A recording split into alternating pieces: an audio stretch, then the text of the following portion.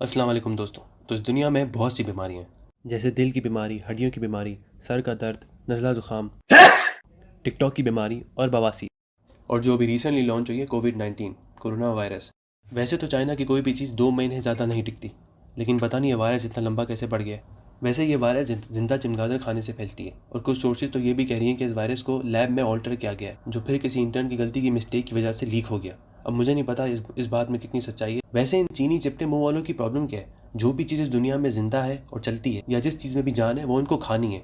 और अब भाई तुम अगर कुत्ते, बिल्ली, बंदर, तीतर, कबूतर, चिमगादड़, छुछंदर ये सब खाओगे तो फिर कोरोना और ये सब तो यहाँ पाकिस्तान में हमारी अम्मियाँ सरेवे और टेढ़ी मेढ़ी शक्ल वाले टमाटर नहीं लेती, और यहाँ हमारे चाइनीज भाई मनुष्य शक्ल वाले जानवर और कीड़े मकोड़े सॉस में डिप करके खाते। हद हो गई यार। मतलब खाने के नाम पे कुछ भी खाओगे। इनको कौन बताएगा कि फूड वेब में सारी चीज़ें खाने के लिए नहीं है। भाई लोगों ने एनिमल प्लेनेट को फूड पांडा समझा हुआ है कि जो दिखता है खा लो। हम लोग जू जाते हैं जानवरों को देखने के लिए, और ये लोग जू जाते हैं इसलिए कि डिसाइड कर सकेंगे रात को मेन्यू में क्या खाएंगे। और अब बात करते हैं पाकिस्तानियों के रवैये टुवर्ड्स कोरोना वायरस।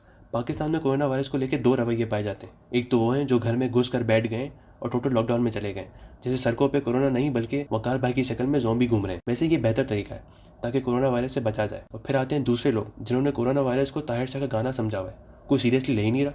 दूसरे मुल्कों में डॉक्टर सर से पैर तक कवर्ड एकदम एस्ट्रोनॉट बन के घूम रहे हैं, और हमारे पाकिस्तान में भाई लोग सड़कों पर तो ऐसे निकले हुए हैं जैसे पाकिस्तान कल ही आज़ाद हुआ है। जिसको देखो कोई मीम्स बना रहा है, गाने बना रहा है, लतीफ़े लिख रहा है, पैरोडी बना रहा है। अब एक कोरोना आया है, तब्दीली नहीं।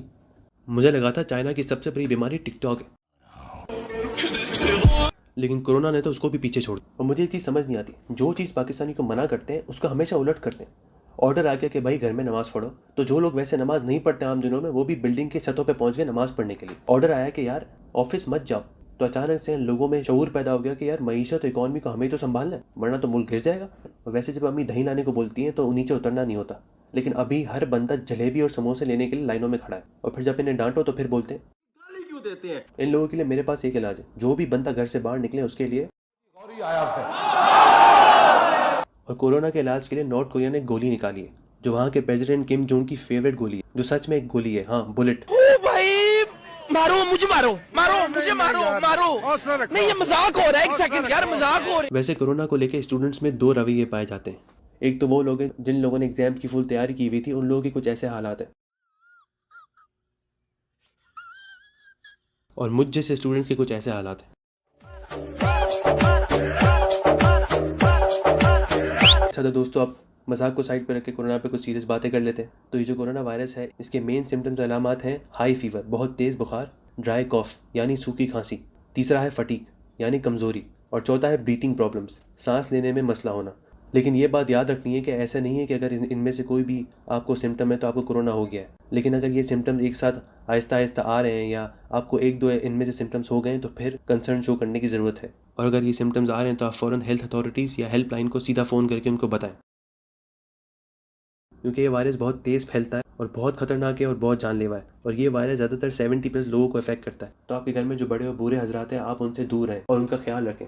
अब आते हैं प्रिकॉशंस पे कि इससे कैसे बचा जाए। तो इससे बचने का बेस्ट तरीका है सोशल डिस्टेंसिंग, सबसे दूर दूर रहना और घर में रहना, और ज़रूरत के बगैर बाहर मत जाना, क्योंकि ये वायरस हवा, पानी और डायरेक्ट कॉन्टैक्ट मतलब लोगों को हाथ लगाने से फैलता है। और जब भी बाहर जाएँ तो मास्क पहन कर निकलें, और जैसे ही घर आएँ तो फ़ौरन सैनिटाइज़र या साबुन से अपने हाथ को 20 सेकंड तक धोएं। और जब भी आप खांसी या छींक मारें तो उसे टिश्यू से कवर करें और फिर फ़ौरन जाके हाथ धोएं। और जहाँ तक बात है मस्जिद में नमाज़ पढ़ने की, तो वहाँ भी टेम्परेरी मत जाएं। और जो भी कहता है कि यहूदियों की साजिश है, उसे समझाएं कि इस बीमारी ने पूरी दुनिया को लपेट में ले लिया है, और ये बीमारी मज़हब, नस्ल, रंग, शक्ल कुछ नहीं देखती। और जहाँ तक इस्लाम की बात है, इस्लाम इस बारे में बहुत फ्लेक्सिबल है और घर में ही नमाज़ पढ़ने का हुक्म देता है। ये आप हदीस पढ़ लें।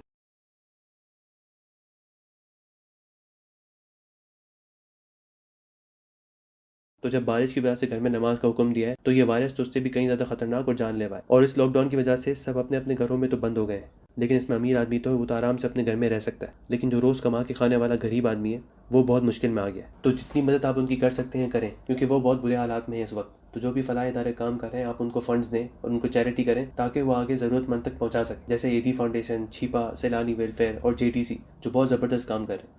आपसे जितना हो सके आप दें। याद रखें, कतरे कतरे से ही समंदर बनता है। तो बस जाते जाते इतना कहूँगा कि 20 सेकंड तक हैंड वॉश करो ना, छींक के वक्त टिश्यू इस्तेमाल करो ना, सोशल डिस्टेंसिंग करो ना, सैनिटाइजर्स की प्राइस सस्ती करो ना, फेस मास्क पब्लिक में आम करो ना, गरीबों की मदद करो ना, बारबेक्यू पार्टी मत करो ना, और कोरोना अब बस भी करो ना। अच्छा जाफरी साहब, कोरोना की वैक्सीन के फॉर्मूला तो बता दें। मैं नहीं बताऊंगा। क्या यार।